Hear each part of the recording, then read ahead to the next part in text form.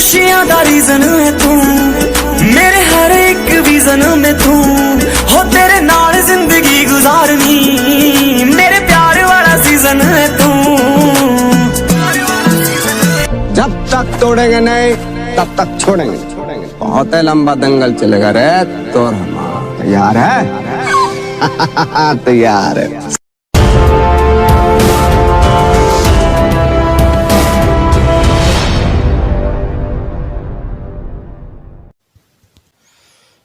Hello guys, good morning to all of you. तो स्वागत है अपने यूट्यूब चैनल स्टडी कॉस्मस पे। ठीक है भाई, मुस्कुराते रहिए, पढ़ते रहिए, बेहतरीन तरीक़ा से, कोई दिक्कत नहीं होगा। तो आज हम बताएंगे मेरे भाई पाचन तंत्र, मतलब डाइजेस्टिव सिस्टम। अब देखिए इसमें होता क्या है, मतलब इसका डिफिनेशन की बात करते हैं हम। वैसा अंग जो भोजन पचाने में सहायक है भाई, जो भोजन पचाने में सहायक है और सामूहिक रूप से पाचन तंत्र में, किसमें सामूहिक रूप से पाचन तंत्र कहते हैं। क्या मतलब, कहने का मतलब ये हुआ कि वैसा अंग जो भोजन पचाने में सहायक है उसको क्या कहते हैं, सामूहिक रूप से हम लोग क्या कहते हैं, वही पाचन तंत्र। ठीक है, अब देखिए इसमें होता क्या क्या है, इसकी नौटंकी को हम लोग देखते हैं। जिसमें जटिल भोजन को सरल पदार्थ में तोड़ दिया जाता है, मतलब कितना कॉम्प्लिकेटेड मतलब फूड है उसको एकदम सिंपल फूड में, कहने का मतलब चबा चबा करके इस टाइप से वो करते हैं ना कोई चीज़, तो छोटा बन जाता है। तो फिर आगे बताएंगे जैसे जैसे वो मतलब टूट कर छोटे पदार्थ बन जाता है, बस उसी को हम क्या बोलेंगे, पाचन।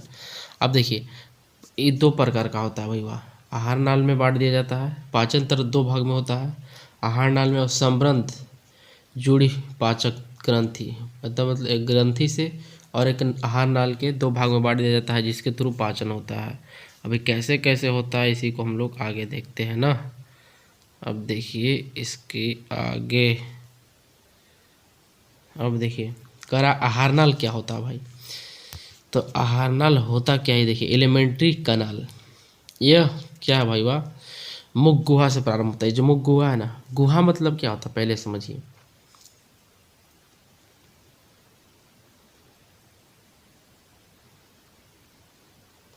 कैविटी, इसका इंग्लिश होता है कैविटी, गुहा।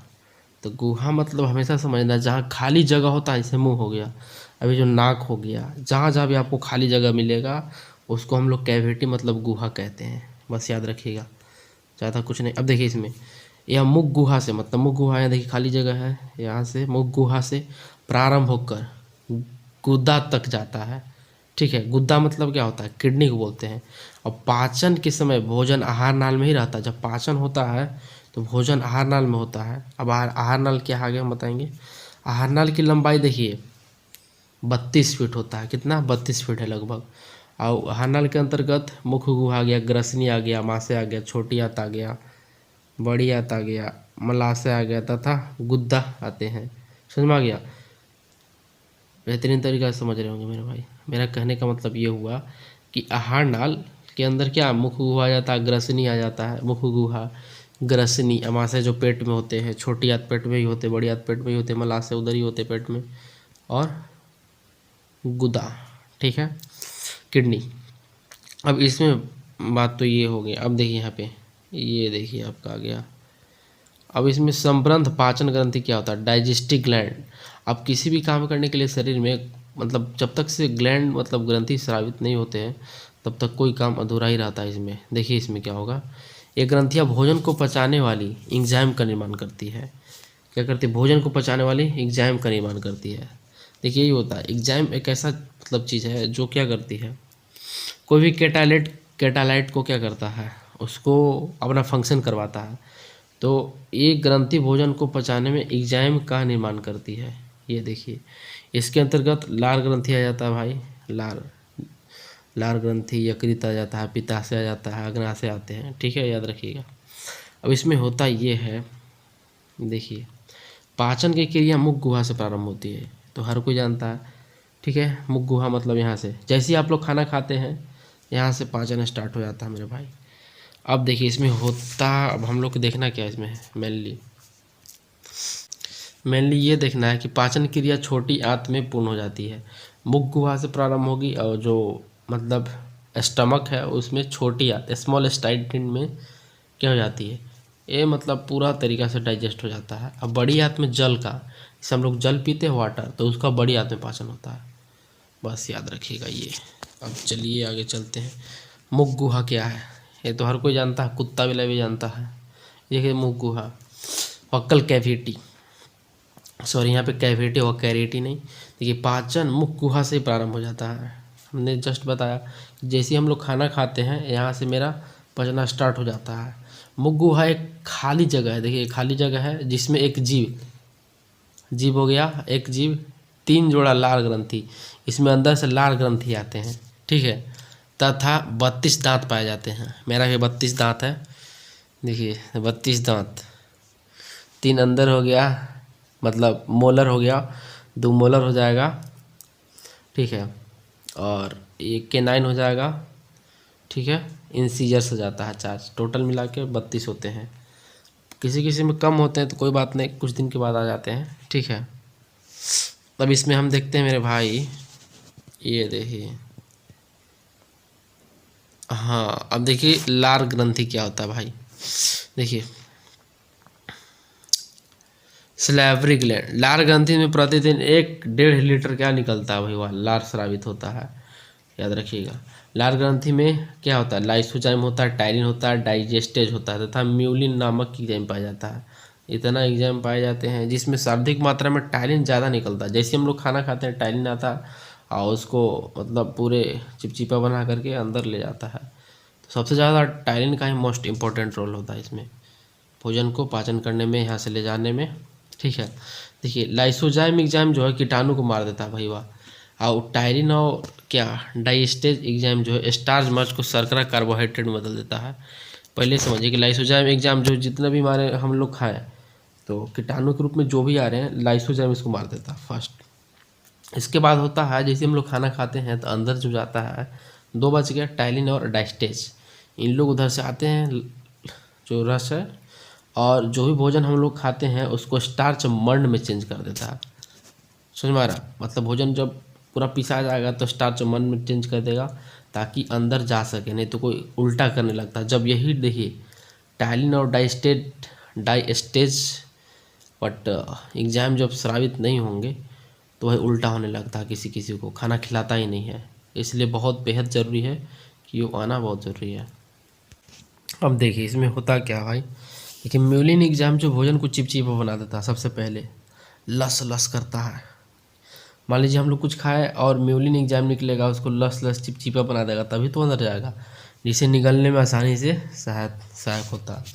देखिए लार ग्रंथि जो 3 जोड़ी की बात किए थे, सबसे बड़ी लार ग्रंथि जो था पैरोटिड होता है, और पैरोटिड जो है सब मैंडिबुलर और सब लिंगुअल। देखिए सबसे जो है इम्पोर्टेंट रोल पैरोटिड करता है, इसके बाद उससे कम सब मैंडिबुलर, उससे कम सब लिंगुअल। देखिए जब पैरोटाइड लार ग्रंथि जब विषाणु द्वारा संक्रमित हो जाते हैं तो उसमें क्या हो जाता है, सूजन हो जाता है, जिसको हम लोग गलसुआ या मम्स, इंग्लिश में मम्स कहते हैं ना। अब देखिए सांप में पैरोटाइड पॉइजन होता है ना, कौन सा, पैरोटिड ग्रंथि पॉइजन ग्लैंड जहर की थैली के कार्य करता है। मतलब सांप में पैरोटिड ग्रंथि पॉइजन ग्लैंड एक होता है, अगर काट देने के बाद वही उसमें छोड़ दिया जाता है उससे, इससे क्या विख लग जाता है, लोग मर भी सकते हैं उससे। देखिए हम बात करते हैं टीथ, आपको टीथ दिख रहा होगा, टीथ मतलब दांत, तो हम दांत की बात करने वाले हैं मेरे भाई। देखिएगा दांत के बात करते हैं। देखिए टूथ मतलब दांत होता है और टीथ मतलब दांत है, मतलब जितना दांत होगा इसकी बात कर रहे हैं। ये प्लूरल है ना। अब देखिए दांतों का अध्ययन क्या कहलाता है, ओडोंटोलॉजी। ओडोंटो मतलब दांत हो गया, लॉजी मतलब अध्ययन, मतलब दांतों का अध्ययन। दांत में क्या होता है, कैल्शियम सर्वाधिक मात्रा में पाया जाता है, मतलब सबसे ज़्यादा दांत में मेरे भाई कैल्शियम ही पाया जाता है, बस याद रखिएगा। दांत के निर्माण में 85% किसका योगदान होता है, कैल्शियम फास्फेट का होता है, और 10% कैल्शियम कार्बोनेट का होता है, याद रखिएगा। 85% कैल्शियम फास्फेट और 10% कैल्शियम कार्बोनेट का होता है। शेष भाग जो होता है कैल्शियम क्लोराइड होता है, ठीक है। और दांत का क्षरण मतलब टूटना नहीं बोलते हैं, अरे भाई वाह टूट गया, फिर निकलेगा, तो उसका जो है फ्लोरीन कारण होता है टूटना उटना, ऐसा फ्लोरीन के चलते होता है भाई। अब देखिए मानव दांत के दो परत होते हैं भाई। बाहरी परत जो होता है उसे एनामेल कहते हैं, जबकि आंतरिक परत को टेंडम कहते हैं। दांत में है ना जो ऊपर ऊपर है ना, ऊपर ऊपर ये जो ऊपर ऊपर दिख रहा है उसको हम लोग क्या करते हैं, इनामेल बोलते हैं। और जो खोखला होगा भाई अंदर जो भी होगा उसको हम लोग डेंटाइन कहते हैं, याद रखिएगा। देखिए मानव शरीर का सबसे कठोर भाग जो है भाई वह दांतें है। दांत का एनामेल सबसे कठोर है भाई, क्योंकि ये कैल्शियम फास्फोट का बना होता है, ठीक है। अब एनामेल करता क्या है, दांतों की रक्षा करता है। मान लीजिए कोई कोई होते हैं कहीं गिर गया चाहे कहीं कुछ हो गया तो जल्दी देखते हैं टूटता नहीं है, हालांकि टूट जाता है लेकिन जल्दी नहीं टूटेगा। तो आपको दिख रहा होगा एनामेल और डेंटाइन। देखिए ऊपर ऊपर जो है ना ये तो अंदर, ये अंदर है मसूड़ा में, इसके बाद ये जो अंदर ये चीज़ है इसको डेंटाइन बोलेंगे। और ये देखिए वाइट वाइट जो दिख रहा है इसको एनामेल बोलते हैं, जो बहुत ही मजबूत होता है भाई, ठीक है। अब देखते हैं मानव दांत के 4 प्रकार होते हैं भाई वाह। देखिए पहला होता है इंसीजर्स, केनाइन, प्रीमोलर्स और मोलर। देखिए आपको हम दिखाते हैं किसको बोलेंगे, इंसीजर्स, केनाइन, ये सब ना। देखिए यहाँ पर तो देखिए भाई आपको ये दांत दिख रहा होगा, दिख रहा है कि नहीं, पहले ये बताइए हमें। तो भाई आपको दांत दिख रहा होगा। देखिए ये जो अंदर वाले होते हैं 3 ठो इसको मोलर्स बोलते हैं, और ये जो है इसके बाद वाले इसको होता है प्रीमोलर्स। और ये देखिए ये होता है इसको केनाइन बोलते हैं। और ये जो 2 ठो है इसको इंसीजर्स बोलते हैं, इंसीजर्स, ठीक है। तो आप ऐसे याद कीजिएगा कि इसमें देखिए मोलर्स कितने हुए, मोलर्स फिर से आपको बताते हैं। देखिए मोलर्स इसमें हुए 3, ठीक है, प्रीमोलर्स 2 हुए और केनाइन 1 हुआ और ये इंसीजर्स 2 हुआ। टोटल जब आप ऐड कीजिएगा 3 2 5 5 1 6 6 और 2 8, मतलब 8 और 1 पार्ट में होगा। जब इसे 4 पार्ट में कीजिएगा तो 8 4 जा 32, मतलब टोटल दांत टीथ 32 हो जाता है, ठीक है। तो दांत का फार्मूला आगे हम बताएंगे तो उसमें समझा देंगे कैसे कैसे क्या होगा, समझ में आ रहा होगा। देखिए इंसीजर स्क्रीन तक बोलते हैं, इसमें क्या होता है, नोज टीथ बोलते हैं। इंसीजर्स देखिए ये 4 ठो ऊपर और नीचे 4 ठो ऊपर, तो नोज के सामने इसलिए इसको नोज टीथ कहते हैं भैया। यह भोजन को क्या करता है, काटने का काम करता है।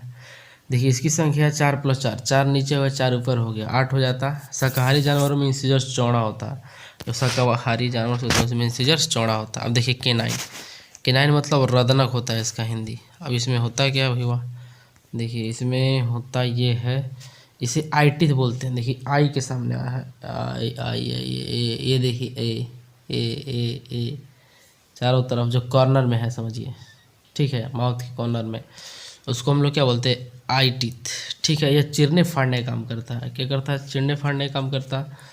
इसका संख्या कितना होता है भैया, 2 + 2, देखिए 2 ऊपर और 2 नीचे कितना 4 होता है। मांसाहारी जानवर में केनाइन अधिक नुकीला होता है, याद रखिएगा ना। अब देखते हैं प्रीमोलर्स, अर्घ चवर्णक, अर्घ चवर्णक, जब इधर 2 अभी बताए थे हम, इसको चिक टीथ कहते हैं। क्या कहते हैं, चिक टीथ ना। ये भोजन को चबाने में कार्य करता है। बच्चों में यह बिल्कुल भी नहीं होता, बच्चों में नहीं होता, लेकिन जब जैसे आप मैच्योर हो जाएंगे तो आपको आएगा। तो 4 + 4 कितना हो जाएगा, 8। जस्ट मैंने 2 बताया था, तो 2 4 जा 8, चारों तरफ ना करना, इधर साइड इधर साइड इधर साइड इधर साइड, ठीक है। तो 2 4 जा 8 ऐसे याद रखिएगा। अब देखिए मोलर्स हुआ, मोलर्स हुआ हम लोग जो लास्ट में इधर बताया था ना 3 ठो, अभी जस्ट बताए थे भाई। देखिए इसको हम लोग बोलते हैं विजडम टीथ। इसकी कार्य भोजन को चबाना होता है। बच्चों में अंतिम मोलर होता है सिर्फ ना, 3rd मोलर नहीं पाया जाता है।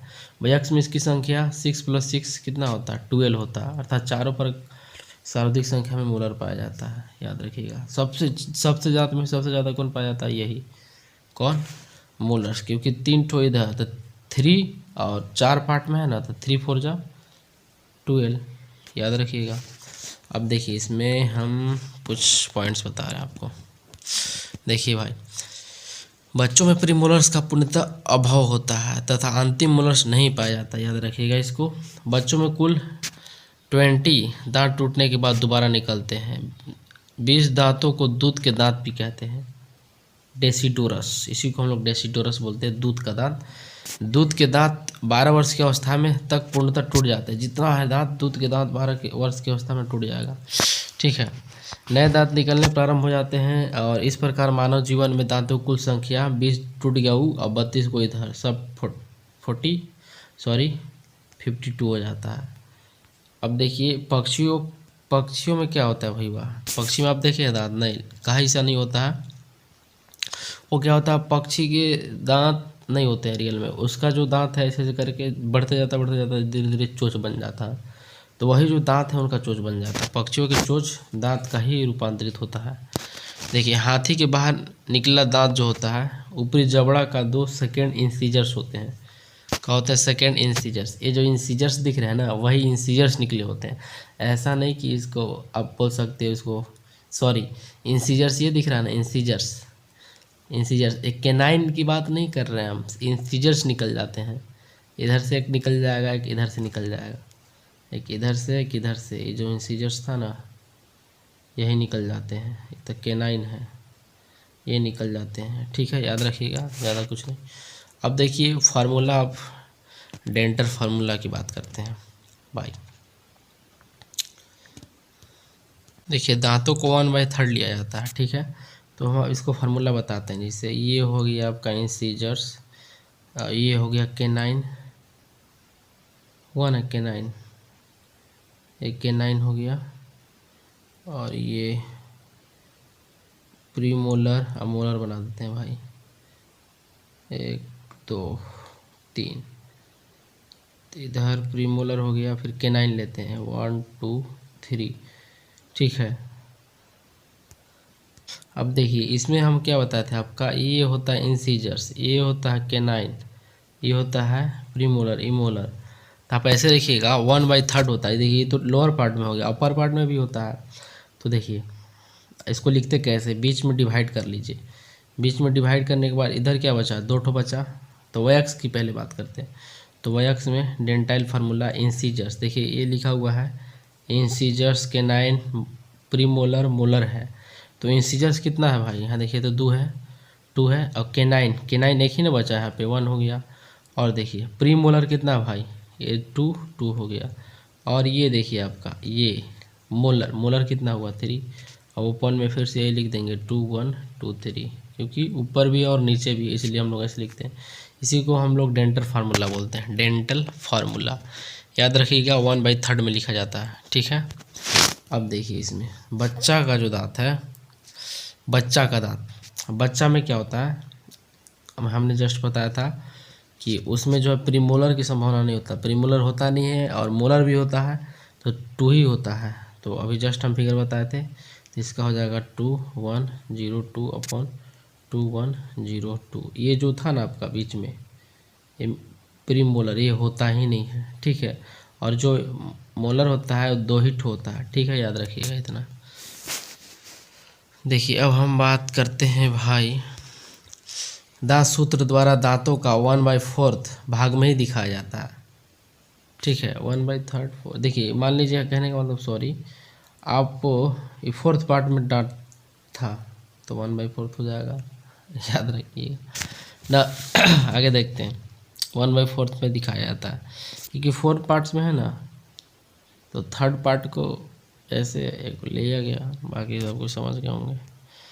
अब भाई वह हम देखते हैं, जानवरों में ऊपरी जबड़ा में दांत नहीं होता। क्या होता है, जानवरों में ऊपरी जबड़ा में दांत नहीं होता, ऊपर वाले में।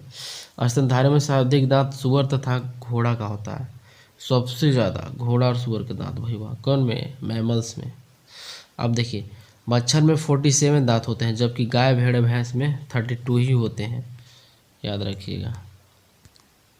अब देखिए ग्रास नली, ओएसोफेगस क्या है, यह मुख गुहा से अमाशय जोड़ने का कार्य करती है। कि जो ग्रास नली आपको दिख रहा है, इसी को बोलते हैं ग्रास नली। यह मुख गुहा से अमाशय पेट तक लेके जाएगा। यह नली के समान होता है, नली के समान है भैया। देखिए इसमें कोई भी पाचन की क्रिया नहीं होती है, कोई पाचन की क्रिया नहीं होती है। अब देखिए अमाशय, पेट, स्टोमक, यह थैलीनुमा आकृति की होती है जो भोजन को संग्रहित करने तथा पचाने दोनों का कार्य करती है। ठीक है, यह भोजन को लगभग 4 घंटे रोक कर रखती है। कौन? यही अमाशय, जो हम लोग खाना खाते हैं 4 घंटा तक रोक के रखती है, उसी में पाचन क्रिया जितना भी होता है जल होता है। अमाशय के 3 भाग होते हैं, कार्डियक, फर्डियक तथा पाइलोरिक। ये देखिए आपका जो अमाशय है, इसमें ऊपर जो आ रहा है खाना उसको ग्रसनी बोलते हैं। ठीक है, जो इधर इस साइड है उसको फंडिक बोलते हैं, इधर इस साइड जो होता है कार्डियक बोलते हैं। अब देखिए कि रूजी होता है, जब आप खाना नहीं खाते हैं भूख लग जाता है तो रूजी का काम क्या होता है? गड़ने लगता है, तो आपको पता चलता है भाई भूख लगी, अब मुझे चाहिए, पेट में चूहा दौड़ रहा है, यही रूजी करनी होता है। अब देखिए काइम होता है जो इधर आ रहा है, काइम एक पाइलोरिक होता है। ठीक है, अब इसमें हम आगे आपको कुछ दिखाते हैं। चलिए, कार्डियक में क्या होता है भैया? एसीएल निकलता है जो टायरिन के प्रभाव को समाप्त करता है और कीटाणुओं को मार देता है। ठीक है, यह भोजन को अम्लीय बना देता है। कौन? एसीएल। भोजन को अम्लीय कौन बनाता है? एसीएल। एंजाइम की क्रियाशील को बढ़ा भी देता है। और देखिए फंडिक के बीच के भाग होता है। फंडिक में क्या होता है भैया? फंडिक बीच का भाग होता है ना, अभी जस्ट दिखा आपको फंडिक। देखिए यहाँ पे फंडिक देखिए बीच का भाग है ना, फंडिक आपको दिख रहा होगा, बीच का भाग है फंडिक। तो इसमें होता क्या है फंडिक में, जिसमें क्या होते हैं देखिए कांटेनुमा रचना पाई जाती है, जिसे रूजी कहते हैं। रूजी इधर पाया जाता था, अभी दिखाए थे आपको रूजी। यह भोजन को रोक कर रखने का कार्य करता है। जब हम भोजन नहीं किए रहे तो रूजी अपने स्थान पर खड़ा हो जाता है और चुभने लगता है। देखिए भोजन को फंडिक ही रखता है और उससे जुड़ा होता है कांटेनुमा, एक रूजी होता है। जब भोजन मान लीजिए नहीं किए रहेंगे तो आपको भोजन वहाँ स्टोर है ही नहीं, तो रूजी खड़ा हो जाता है जो चुभने लगता है, भूख सा अनुभव होता है ना, याद रखिएगा, मज़ा आ जाएगा। अब देखिए बात करते हैं भैया पाइलोरिक में जठर ग्रंथि पाई जाती है। पाइलोरिक में क्या पाई जाती है? जठर ग्रंथि, जिसमें जठर रस गैस्ट्रिक जूस निकलता है। जब जठर ग्रंथि काम नहीं करता है तो उसको कौन करता है? उस रोग को हम लोग क्या कहते हैं? गैस्ट्रिक कहते हैं। जिससे में किसी किसी को गैस टाइप का हो जाता है, देखते हैं ना, बहुत प्रॉब्लम होता है। मान लीजिए शादी विवाह बारात कहीं भी गए, कुछ खा लिए उल्टा पल्टा तो गैस जैसा हो जाता है। तो उसमें कौन होता है? जठर ग्रंथि जो काम ही नहीं करता है, इसीलिए ऐसा गैस बन जाता है। जठर रस में रेनिन तथा पेप्सिन पाया जाता है। अगर रेनिन और पेप्सिन नहीं निकलेगा तो आपको वही गैस की बीमारी हो जाएगा, जो दिक्कत होगा, फिर आपको मेडिसिन लेना पड़ेगा, हजमोला खाना पड़ेगा, क्योंकि बहुत दिक्कत है। अब देखिए बात करते हैं, रेनिन दूध को दही बदल देता है भैया।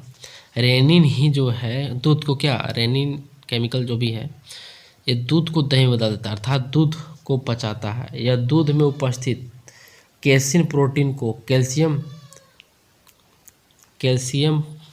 पारा कैसिनेट में बदल देता है। कैल्शियम पारा कैसिनेट में बदलता है।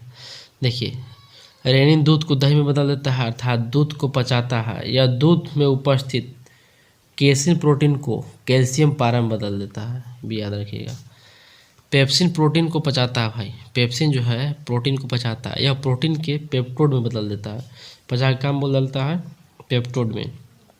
अब देखिए भोजन अमाशय के बाद छोटी आंत में जाता है। छोटी आंत मतलब स्मॉल इंटेस्टाइन में। भोजन अमाशय के बाद पचने कहाँ जाता है? आंत में जाता है। भोजन अब कायम का रूप ले चुका होता है। और इसके बाद वो आगे बता रहे हैं क्या क्या होता है उसमें। अब देखिए स्मॉल इंटेस्टाइन में होता क्या क्या है ये देखना है। भोजन का पूर्ण पाचन छोटी आंत में होता है। ठीक है, छोटी आंत के 3 भाग होते हैं, पक्वास है, डोडेनम, दूसरा होता है जेजुनम और इलियम। 3 होता है, जेजुनम, इलियम और पहला पक्वास है ड्योडेनम। इतना चीज़ होता है इसमें भैया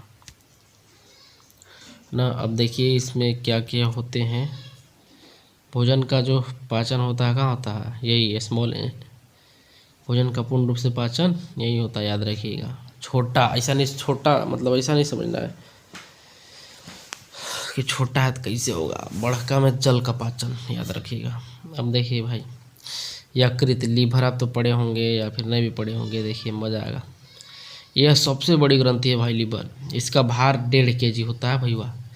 ये अपने क्षतिग्रस्त हितों को पुनः निर्माण स्वयं कर लेता है। लीवर अगर कुछ भी हुआ तो खुद से निर्माण कर लेता है। यकृत में पित्त, बाइल, इंग्लिश में बाइल बोलते हैं, का निर्माण करता है। जैसे मुर्गी में आप देखे होंगे हरियर सा पित्त होता है।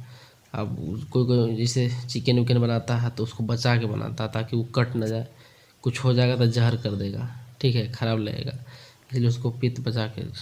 तो मानव में भी पित्त होते हैं। अब देखिए भैया पित्ताशय, गॉल ब्लैडर, देखिए इसमें होता क्या है, गॉल ब्लैडर, ये देखिए आपका पित्ताशय है, गॉल ब्लैडर। यहाँ देखिए ये यकृत है, यकृत के नीचे ये देखिए आपका पित्ताशय है ना। अब देखिए यह यकृत द्वारा बनाया गया पित्त का आकार का जैसा होता है। देखिए ये पित्ताशय, आकार जामा रहता है, यह पित्ताशय। यकृत द्वारा बनाया गया पित्त आकार जामा रहता है, यकृत है, पित्त आकार जामा है, ठीक है। इसमें पित्त का निर्माण नहीं होता, पित्त का निर्माण नहीं होता पित्ताशय में। पित्ताशय यकृत के ठीक नीचे रहता है। देखिए यकृत है, इसके नीचे पित्ताशय है। पित्ताशय में जब स्टोन का निर्माण हो जाता है तो ठीक नहीं होता भैया। पित्ताशय में स्टोन का निर्माण होता है तो ठीक होता ही नहीं है, इसलिए पूरे पित्ताशय को काट कर निकाल दिया जाता है। पित्ताशय काट को निकाल दीजिए, स्टोन हो गया, कोई दिक्कत नहीं है। अब देखिए पित्त एंजाइम न होते हुए भी पाचन में सहायक है, ठीक है, नहीं भी होगा तब भी पाचन में सहायक है। मान लीजिए किसी का स्टोन हो गया तो काट के निकाल दिया गया तो कहाँ से बचेगा यार, फिर भी वो भोजन पाचन करता है। पित्त भोजन को क्षारीय बनाता है, सिर्फ पित्त जो है भोजन को क्षारीय बनाता है, क्योंकि पित्त क्षारीय होता है। पित्त जो होता है क्षारीय होता है, भोजन को क्षारीय बनाता है। पित्त का जो pH मान होता है 7.8 to 8.5 तक मतलब होता है। देखिए क्षारीय कैसे पहचानेंगे, ये जो pH स्केल होता है, pH स्केल 1 से 14 तक जाता है ना, pH स्केल 1 से 14 तक, ये 7 होता, इधर रहेगा 7 से कम रहेगा, लेस देन रहेगा तो ये अम्लीय होगा भैया, अम्लीय मतलब एसिडिक होगा। जब यही 7 से एबव होने लगे तो ये क्षारीय हो जाता है, जिसको बेस बोलते हैं ना, याद रखिएगा। 7 से एबव है, 7.8 to 8.5 है तो क्षारीय है, ऑटोमेटिक, हर कोई जान सकता है, ठीक है। यह पित्त भोजन कायम में उपस्थित वसा फैट को तोड़ देता है। क्या करता है, तोड़ देता है, किसको, फैट में तोड़ता है। कौन, यही पित्ताशय, ठीक है। जिस क्रिया को पैसीकरण यानी इमल्सिफिकेशन कहते हैं, पित्त के द्वारा ही होता है। इमल्सिफिकेशन इसी को कहते हैं, इसी प्रोसेस को, जो फैट में तोड़ने का प्रोसेस है उसी को कहेंगे। अब देखिए अभी हम जो भी पढ़े हैं इसके बारे में कुछ देख लेते हैं। देखिए अब सिंपल फंडा, देखिए भाई यहाँ ये आपका ये जो यहाँ से था ये आपका हार्नल हो गया, ठीक है। अब फिर इधर आइएगा अंदर में तो आपका यमाशय पेट हो गया, ये सब पेट दिख रहा है, ठीक है। फिर आप इधर आइएगा, ये देखिए आपका ये ऐसे इस तरीक़ा से, ठीक है। ये अग्नाशय हो जाता है, इसको ड्यूडेनम बोलते हैं। और ये देखिए इधर से आइएगा तो यहाँ आपका यकृत हो जाएगा, लेफ्ट साइड ना, लेफ्ट साइड यकृत हो जाता है। इसके नीचे क्या होता है, ये पित्ताशय होता है। तो बस इतना याद रखना है ना भाई, कोई दिक्कत नहीं होगा, ठीक है। देखिए छोटी आंत जो है 3 भाग में है। यहाँ पे देखिए ये जो है छोटी आंत है भाई, ये छोटी आंत आपका यार, इसको बोलते हैं ड्यूडेनम, इसको जेजुलम और इसको इलियम, याद रखिएगा। हाँ अब देखते हैं हम ड्यूडेनम। ड्यूडेनम जब छोटी आंत में है तो उसका कुछ तो फंक्शन होगा, उसी को हम लोग देखते हैं। ये छोटी आंत का पहला भाग होता है भाई, अमाशय के बाद भोजन कायम ग्रहणी में आता है। अमाशय से कायन ग्रहणी में आएगा भोजन, जहाँ उसमें पित्त मिलती है। क्या मिलती है, पित्त मिलती है। वह क्षारीय बनाता है, जैसे पित्त मिलता है क्षारीय बनाता है। ग्रहणी में किसी प्रकार का एंजाइम नहीं होता भाई, याद रखिएगा, बल्कि इसमें 2 प्रकार के हार्मोन होते हैं। कौन कौन होते हैं, क्लोसिस्टोकाइनिन होता है और सिकेटिन होता है। 2 एंजाइम होता है, किसमें 2 एंजाइम होता है, बकवास है, ग्रहणी में ना। अब देखिए क्लोसिस्टोकाइनिन यह पित्ताशय के पित्त निकालने या स्रावित करने के लिए उत्तेजित करता है। कौन? यही कोलेसिस्टोकाइनिन जो है यह पित्त निकालने या स्रावित करने क्या करता है? उत्तेजित करता है, याद रखिएगा, ताकि भोजन क्षारीय हो सके। भोजन क्षारीय करने के लिए ऐसा काम करता है। पित्त जो है यह पित्त निकालना या स्रावित करने का उत्तेजित करता है। कौन? कोलेसिस्टोकाइनिन, ताकि भोजन क्षारीय हो सके। अब देखिए सिक्रेटिन। सिक्रेटिन कौन पक्षी का नाम है? पक्षी नहीं, बता रहे हैं क्या है ये। देखिए यह अग्नाशय को अग्नाशयी रस मतलब पेनक्रिएटिक जूस को स्रावित करने के लिए उत्तेजित करता है। कौन? सिक्रेटिन ना, ताकि भोजन सरलता से पच सके। कौन? अग्नाशय को अग्नाशयी रस मतलब पेनक्रिएटिक जूस कौन स्रावित करता है? यही सिक्रेटिन जो है पेनक्रियाटिक जूस स्रावित करने के लिए उत्तेजित करता है, ताकि भोजन है आसानी से पच सके। कौन? सिक्रेटिन का बहुत मतलब मोस्ट इम्पॉर्टेंट रोल है भाई वाह। अब देखिए हम आपको बताते हैं, अग्नाशय से 3 प्रकार के एंजाइम निकलता है, ठीक है। इन 3 सामूहिक रूप को पूर्ण पाचक रस भी कहते हैं भाई वाह, क्योंकि ये भोजन को सभी अवयव को पचा सकता है। ये देखिए 3 ही एंजाइम जो है भोजन को पचाते हैं, ट्रिप्सिन, एमाइलेज, लाइपेज। अब देखते हैं ट्रिप्सिन होता क्या है। यह प्रोटीन पेप्टोड को पचाकर पेप्टाइड में बदल देता है। क्या करता है? प्रोटीन को पेप्टोन में पचाकर क्या करता है? पेप्टाइड में बदल देता है। एमाइलेज का काम क्या है? स्टार्च मंड को शर्करा में तोड़ देता है। देखिए स्टार्च कहने का मतलब क्या होता है? जिस भोजन खाए हम लोग और उसको चबा चबा के लिवर कर दिए, तो ऐसे स्टार्च बोलते हैं। ऐसे जनरली चोकर उकर होता है ना, ऐसे बोलते हैं। अब देखिए लाइपेज क्या है? या पित्त द्वारा पैसिकृत मतलब इमेल्सिफाइड वसा को तोड़कर ग्लिसरॉल तथा वासीय अम्ल फैट्रिक एसिड में बदलता है। कौन? लाइपेज बदलता है, याद रखिएगा। अब ट्रिक से याद करना है तो आप कैसे याद रखोगे भाई वाह, कोई दिक्कत नहीं होगा। देखिए अग्नाशय में एंजाइम पूर्ण पाचन रंस होता है एलएटी, आप याद कीजिए एलएटी लैट, एल से लाइवेज, ए से माइलेज, टी से ट्रिप्सिन। तो अग्नाशय में पूर्ण पाचन का कार्य यही करता है एलएटी लैट, याद रखिएगा लैट, लाइपेज, एमाइलेज, ट्रिप्सिन। अब जेजुनम जो छोटी आंत के जो पार्ट्स था, जेजुनम में पाचन क्रिया नहीं होती है ना, जेजुनम में पाचन क्रिया नहीं होती है। ग्रहणी और के बाद भोजन में जेजुनम में जाता है और जेजुनम के बाद इलियम में जाता है ना। ग्रहणी के बाद जेजुनम में जाता है और उसके बाद इलियम में चला जाता है। ये जेजुनम में पाचन नहीं होता, याद रखिएगा। इलियम क्या है भैया? इलियम वही छोटी आंत का एक भाग था, बताए थे अंतिम भाग। यहाँ भोजन का पाचन तथा अवशोषण दोनों होता है ना। इलियम में भोजन का पाचन और अवशोषण दोनों होता है, इलियम में, याद रखिएगा। डेडोनम और जेलियम में कुछ नहीं होता है, बल्कि इलियम में होता है। यहाँ से कई प्रकार के आंतरस मतलब इंस्टेंटाइलिन जूस निकलता है ना। इन सभी आंतरस को सकस एंट्रिकस कहते हैं। जितने भी आंत रस निकलते हैं इसको सकस एंट्रिकस कहते हैं। देखिए निम्नलिखित एंजाइम पाए जाते हैं। अब देखिए इसमें क्या क्या होगा। इरेप्सिन, यह प्रोटीन को पचाता है। इरेप्सिन क्या करता है? प्रोटीन को पचाता है। यह प्रोटीन पेप्टाइड को अमीनो एसिड अम्ल में बदल देता है। यहाँ प्रोटीन का पूर्ण पाचन होता है। देखिए जैसे प्रोटीन है भोजन, ये पेप्टाइड अमाशय में जाकर बदल गया, फिर पेप्टाइड ड्यूडेनम में जाकर बदला, फिर एमिनो एसिड इलियम बदल दिया, याद रखिएगा। अब देखिए लाइपेज क्या होता है? एक वसा का पाचन करता है भाई वह लाइपेज। वसा को ग्लिसरॉल तथा वैसीय अम्ल फैट्रिक एसिड में बदल देता है। वसा को याद रखिएगा, ग्लिसरॉल तथा वासीय अम्ल फैट्रिक एसिड में कौन बदलता है? यही लाइपेज। देखिए लाइपेज से होता है वसा, वसा से होता है ग्लिसरॉल, ग्लिसरॉल से वासीय अम्ल। अब देखिए माल्टोज, यह माल्टोज को पचाता है। माल्टेज होता है, माल्टेज को पचाता है। सुक्रोज, यह सुक्रोज को चीनी को पचाता है। जैसे चीनी जो भी मीठा चीज़ होते हैं ना, उसी में होता है सुक्रोज। ये सब सुक्रोज, फ्रैक्टोज, लैक्टोज, चीनी पदार्थ वाले, समझ में आएगा। लैक्टोज, यह लैक्टोज को पचाता है। कौन? लैक्टोज, याद रखिएगा। नोट, छोटी आंत का अंतिम भाग इलियम होता है। अंतिम भाग इलियम में उंगली जैसी संरचना होता है, जिसकी विलाई कहते हैं। इसी को विलाई कहते हैं ना, उंगली जैसा जो संरचना होगा ना। विलाई अवशोषण चूसने करने का काम करता है, याद रखिएगा, चूसने का काम। देखिए भोजन के तुरंत बाद अधिक जल नहीं पीना चाहिए भैया, क्योंकि यह एग्जाम को पतला करता है, जिससे पाचन नहीं हो पाता है, समझ में आया। जैसे भोजन खाने से आप 5 मिनट पहले ही पानी पी लीजिए, ताकि आपका जो भी भोजन जाएगा टाइलिन रस प्रॉपर तरीक़ा से निकल सके और स्टार्च मंड के रूप में जा सके। तो ये, और खाना खाने के बाद तुरंत पानी नहीं पीना चाहिए, किस लिए कि एग्जाम तुरंत नहीं निकल पाता है, एग्जाम को पतला कर देता है ये, इसलिए नहीं प्रॉपर तरीक़ा से आता है और आपका भोजन नहीं पचेगा, इसलिए ऐसा नहीं करना चाहिए।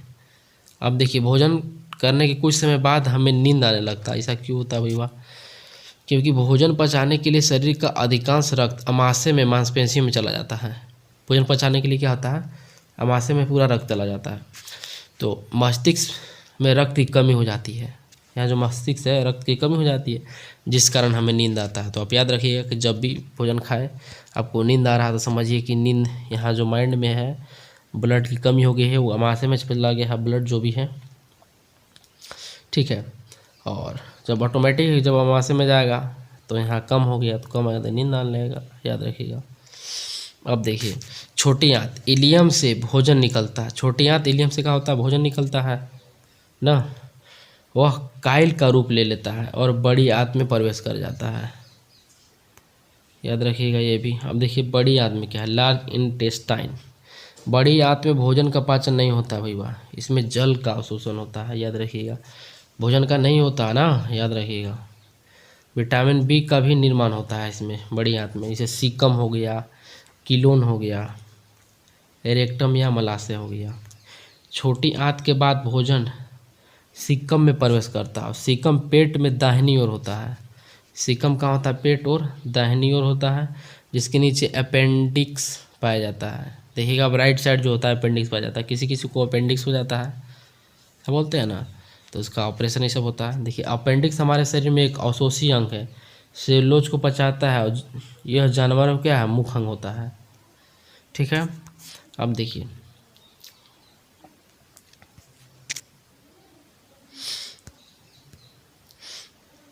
उनको ये देखना है अब मेरे भाई। देखिए वैसे अंग को अवशोषी अंग वेस्टिज कहते हैं, जो शरीर में तो होता है किंतु काम नहीं करता है, वेस्टिएज। क्यों, वैसे अंग को अवशोषी अंग कहते हैं, वेस्टिएज कहते हैं, क्यों भाई, इसलिए कि जो शरीर में तो होता है लेकिन तो काम ही नहीं करता है।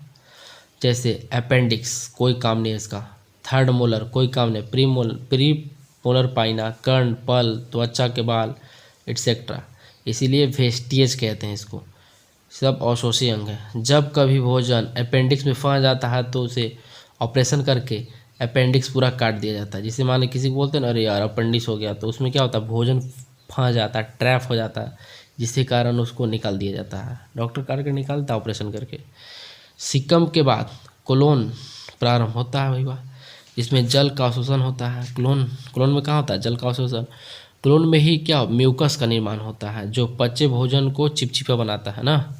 म्यूकस का निर्माण मलाशय लेक्टम में अवशिष्ट पदार्थ जमा रहता है और गुदा के द्वारा बाहर निकल जाता है। देखिए इसके बाद हम सॉरी चाहेंगे। देखिए किडनी, जो किडनी का हिंदी होता है गुर्दा होता है, क्या होता है, गुर्दा। अब ये जो एनस होता है, एनस का मतलब होता है गुदा, तो हम इसके बारे में कुछ गलती बताए होंगे तो माफ़ी चाहेंगे। ये देखिए गुद्दा होता है इसका, एनस मतलब गुद्दा और किडनी मतलब गुर्दा, याद रखिएगा ना। मुझे उम्मीद है आपको कोई दिक्कत नहीं हुआ होगा। अब देखिए हम बात करते भैया, पाचन क्रिया एक जल अपघटन क्रिया है, ठीक है। और जो पाचन है, पाचन की संपूर्ण क्रिया 5 अवस्था में होती है। पहला देखिए इजेकुलेशन होता है, हम लोग जो भी खाते हैं इजेकुलेशन हो गया, अंतःग्रहण हो गया। भोजन को निगलने की क्रिया को क्या कहते हैं, अंतःग्रहण कहते हैं, ठीक है। इसके बाद डाइजेशन होगा, पाचन जैसे ही होगा, छोटे छोटे सरल रूप में टूटते हैं तो पचना पाचन कहलाता है, ठीक है। अब देखिए अवशोषण, एब्जॉर्प्शन होता है। इसके बाद क्या होता है, एब्जॉर्प्शन, अवशोषण। पचे भोजन को क्या करते, पदार्थों को कोशिकाएं जब सोख लेती है तो उसे अवशोषण कहते हैं ना, याद रखिएगा। अब देखिए स्वांगीकरण मतलब एसिमिलेशन, पच्चे भोज्य पदार्थ को ऊर्जा प्रदान करने की क्रिया को क्या कहते हैं? स्वांगीकरण कहते हैं। ठीक है, याद रखिएगा। इसके बाद होता है मल परित्याग, डिफेक्शन मतलब एक्सक्रीशन होगा ना।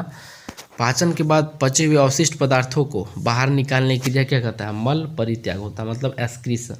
जो भी पच गया भोजन तो एनस के माध्यम से वो बाहर निकल जाता है। ठीक है, उसी को हम लोग क्या बोलते हैं? डिफेक्शन। तो मुझे पूरा उम्मीद होगा मेरे भाई कि आप इसको बेहतरीन तरीक़ा से डाइजेस्टिव सिस्टम समझे होंगे। जो भी मिस्टेक हुआ उसके लिए हम सॉरी चाहते हैं। ठीक है, आगे हम सोचेंगे बेहतरीन तरीक़ा से आपको समझा सके और मतलब लाजवाब तरीक़ा से सब कुछ कर सकें आपके लिए। तो अब मुझे इजाज़त दीजिए और जाते जाते इस वीडियो को लाइक शेयर सब्सक्राइब और बेल आइकन को भी प्रेस कर दीजिएगा ताकि आपको हमेशा नोटिफिकेशन मिलता रहे मेरे भाई। ठीक है भाई, ओके बाय, फिर मिलेंगे नेक्स्ट क्लास में। ओके। मेरी खुशियां दा रीजन है तू, मेरे हर एक विजन में तू हो, तेरे नाल जिंदगी गुजारनी।